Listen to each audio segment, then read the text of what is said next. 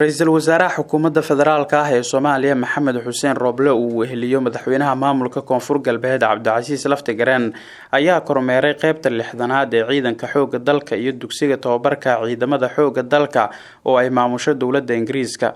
Ra'iisul Wasaaraha Soomaaliya ayaa warbixin ku saabsan qaabka iyo noocyada tababarada ay bixiyaan ka dhageystay saraakiisha maamusha xirada waxa uu uga mahadceliyay taageerada ay la garab taagan yihiin dowladda gaar ahaan dhismaha ciidamada qaranka.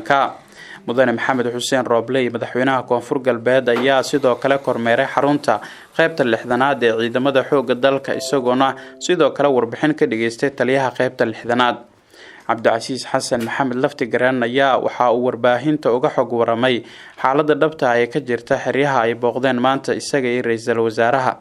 Sharafay noo tahay inaad maanta aad indhahaada ku aragto taliska qaybta 6aad ee ciidamada SNA ee ka howlgalo deegaanada Koonfur Galbeed gaar ahaan guutada 8aad waxay degan tahay oo ay ka shaqeysaa gobolka Baay. guutada 9aad waxay ka tirsan tahay oo ay ka shaqeysaa oo ay ka howlgashaa gobolka Bakool. ciidamada SNA oo inta joogo waa ciidamo wadaniyiin ah habeenii maalina u taagan difaaca dalkooda iyo dadkooda iyo diintooda. waa ciidanka asaga kaligiisa isku tashtay ilaa iyo 40 kilomitir 50 kilomitir ka howlgalo saldhigyadiisa iyo xarumihiisana ay ku yaalaan. waa ciidanka SNA guutada 8aad goobo muhiim ah oo magaalada Baydhabo hoos tagana degan ayadoo aysan wehelinin ciidan kale oo nooc kastaba ha ahaadee ama amisom ah ama ajnabi ah ama ciidamada kale oo dawladda ay leedahay uusan la jirin. habeen iyo maalin u taagan difaacooda.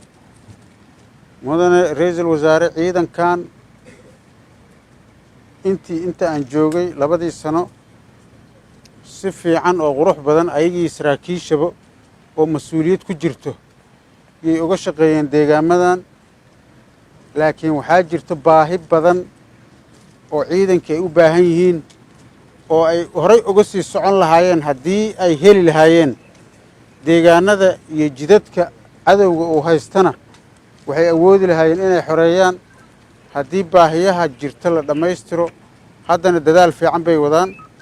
ku soo dhawow dad howlkar ah wadaniyiin ah maxay ahayd waajibaadkooda gudanayo habeenii maalin u taagan difaaca dalka iyo dadka iyo diinta ka shaqeynaya inay maxay ahayd deegaanadooda xornimadooda la dagaalamayo cadowga la dagaalamayo argagixisada caalamiga ah ee ummadda Soomaaliyeed dhibaataysay ee shabaab habeenii maalin u taagan. waxaan rajaynaynaa hadduu Ilaahay yiraaho waxay ahayd ciidanka oo dhan inaad aragto waqtiga oo kugu yar dartiisa. dhowr urur baa jira ciidanka oo kala jira furmaha oo 30 kilomitir iyo 30 kilomitir iyo 20 kilomitir magaalada meel u jirta oo nabadgelyada magaalada ka shaqeynaysa oo xarumahoodii saldhigyadooda uu yahay. haddii uu waqtiga ku saamaxana waa waqti haysatidna waa imaanaysa waa ku geyn karnaa waa arki kartaa.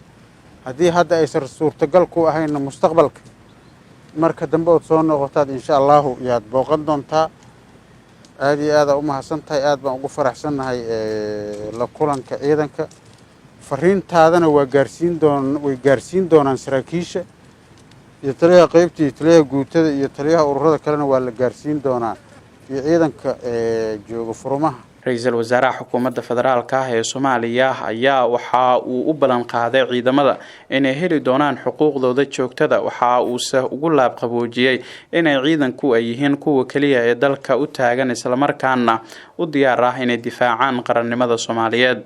maanta waa maalin farxad ah oo ah maalintii ugu horeysay aan hor istaago ciidan Soomaaliyeed oo ah ciidanka xoogga dalka Soomaaliyeed oo sharaf leh qiimo leh oo u huray naftooda iyo xoogooda iyo aqligooda inay difaacaan dalka Soomaaliyeed iyo shacabkiisaba